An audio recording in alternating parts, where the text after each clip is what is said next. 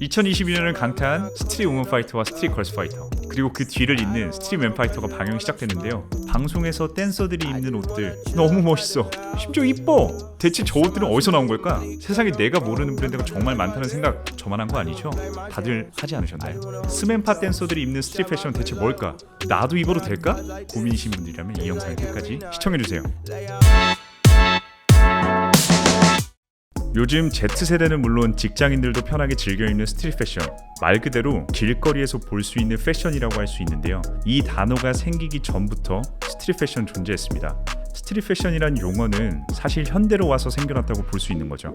지금 우리가 끊임없이 입에 오르락 내리락하는 스트릿 패션이라는 것이 알려지게 된 건 1980년대 길거리에서 붐박스와 DJ 음악에 춤을 추던 비보이들의 패션이 시작이라고 볼 수 있는데요. 아프리카계 미국인들의 실상을 보여주기 위해 뉴욕 브루클린에서 길거리 사진을 찍던 사진작가 자멜의 사진이 1980년대부터 주목을 받으면서 스트릿 문화와 스트릿 패션이 알려지게 되었습니다. 그 당시 길거리에서 포착한 비보이들의 패션을 보면 지금과는 사뭇 다른 느낌을 줍니다. 그래도 그 당시 즐겨 입던 아이템들은 아직까지도 현 시대 댄서들이 즐겨 찾는 아이템들 중 하나로 자리매김하고 있죠.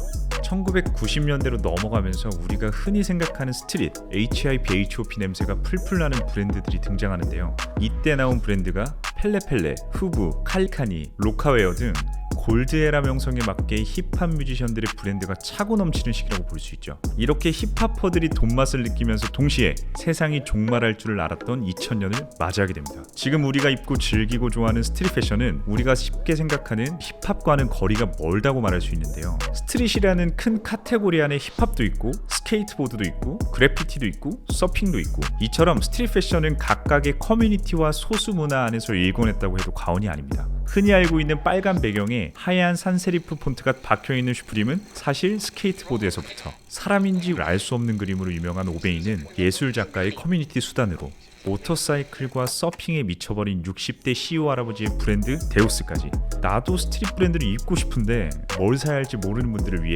직장인이 입어도 어색하지 않을 뼛속까지 근본 있는 스트릿 패션 브랜드 딱 두 곳만 호로록 뚝딱 소개해드리겠습니다.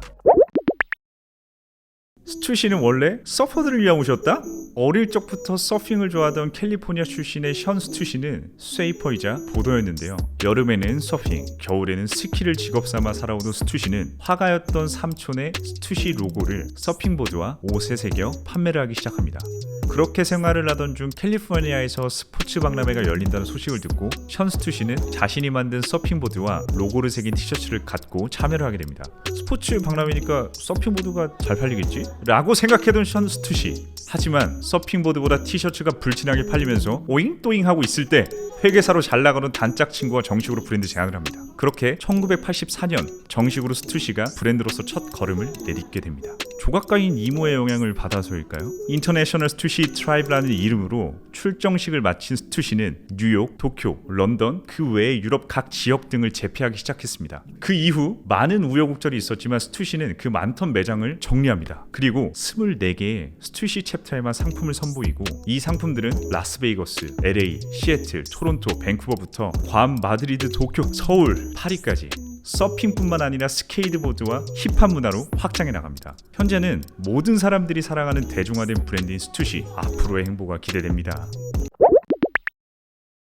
소시적 스트릿 좀 거느려봤다 하신 분들이라면 많이 봤을 브랜드 오베이입니다.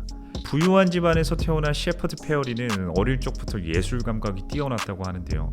어릴 적 존 카펜터의 화성인 지구 정복을 보고 감명받은 페어리는 보스턴에 있는 미디에 진학하게 됩니다. 영화로 메시지를 전달하던 존 카펜터를 존경한 셰퍼드는 나도 인간들에게 메시지를 전하노라 라는 포부와 함께 그 당시 프로레슬러 안드레 더 자이언트 얼굴로 스티커를 만들어 동네방네 스티커를 붙이고 다녔다고 합니다. 이래도 되는... 아무튼 이 스티커 운동은 점점 유명해지더니 안드레 더 자이언트 소속사에서 초상권 침해로 제지를 받게 되죠. 그렇다고 가만히 있을 페어리는 아닙니다. 1994년 안드레 더 자이언트의 얼굴을 일러스트로 제작하고 어릴 적부터 좋아하던 영화 화성인 지구 정복에 나왔던 단어 오베이를 합쳐 지금 우리가 알고 있는 그 오베이 시그니처가 탄생하게 되었죠. 오베이는 복종하다, 순종하다는 뜻을 갖고 있지만 셰퍼드는 역설적으로 복종하지 말아라 라는 뜻을 담고 있었습니다.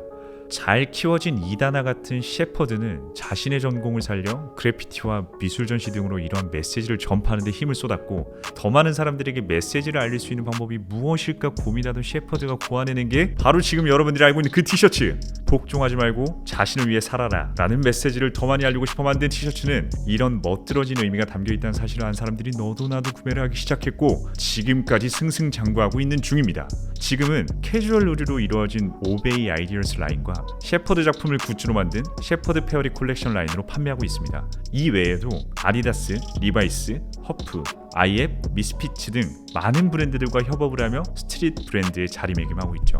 셰퍼드는 현재까지도 오베이 어웨어니스를 통해 인종차별, 성소수자 등의 목소리를 내며 소수 커뮤니티를 위한 사회환원 모금 활동도 하고 있습니다. 대단하죠. 부족함 없는 유년 시절을 보내고 부족함 없이 사회에 이바지하는 오베이 창시자 셰퍼드 페어리, 그의 메시지를 앞으로도 오래오래 볼 수 있기를 바랍니다. 스투시, 오베이, 그리고 데우스, 슈프림, 베이프, 베이커, 허프, 이 브랜드들의 공통점이 있습니다. 바로 한 문화의 커뮤니티를 열렬히 지지하고 커뮤니티를 지키려는 소수의 팬들을 위한 끊임없는 노력을 지속했다는 겁니다. 오롯이 문화와 커뮤니티로 성장한 이름만 들어도 멋있는 브랜드들, 이 정도 근본이라면 어깨 피고 당당하게 입고 다닐 수 있겠죠?